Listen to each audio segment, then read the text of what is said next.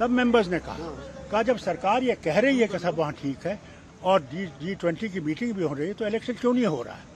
इन्होंने कहा साहब हम बहुत जल्दी इसकी तरफ तवज्जो देंगे और वहाँ इलेक्शन करने की जरूर करेंगे। पीएम से आप मिलने जा रहे हैं? देखिए सबसे बड़ी चीज़ है इलेक्शन कमीशन से मिलना।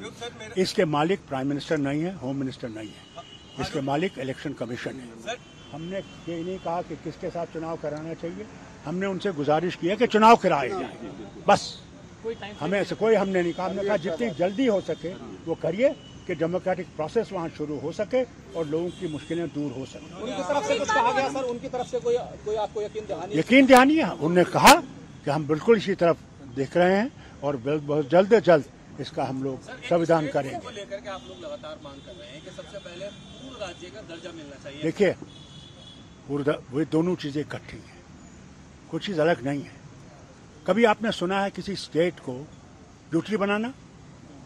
हमारी बदनसीबी है, बदकिस्मती है कि कॉन्स्टिट्यूशन होने के बावजूद भी एक रियासत को आप यूटी बना रहे हैं। अगर चुनाव सर यूटी रहते ही होता है तो क्या आप लोग सब तैयार हैं यूटी होते चुनाव हो? भैया हम लोग तैयार हैं, इलेक्शन होना चाहिए। सर यूटी रहते मैं कहता हूं इलेक्शन होना चाहिए, बस इलेक्शन होना चाहिए। हम चाहते हैं डेमोक्रेटिक गवर्नमेंट आए जो लोगों की मुश्किलों को दूर कर सके।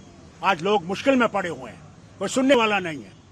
अभी बच्चों पे मार दिए क्योंकि उन्होंने कहा कि साहब ये जो आप एजेंसी आपने बुक की है उनके इम्तिहान लेने के लिए वो टेंटेड है, ब्लैक लिस्टेड है, और नहीं माना। फिर जब बच्चों ने शोर किया उन पे केन चार्ज किया गया। हम लोग पहुंचे उनके साथ, हमने कहा हम आपके साथ खड़े हैं। आज हुकूमत को वो वापस लेना पड़ा। सर चुनाव आयोग तो चुनाव करा सकता है लेकिन स्टेटहुड तो सरकार ही देगी ना। साहब वो देगी सरकार, हम उसके लिए लड़ेंगे, उसकी परवाह मत कीजिए। हम लोग कभी इसको छोड़ने वाले नहीं। पहले इलेक्शन करो। We want elections, we want a democratic elected government in Jammu and Kashmir. We have the right, by constitution of India we have the right. You can not deny us. And Supreme Court has said very clearly within 6 months you should have election.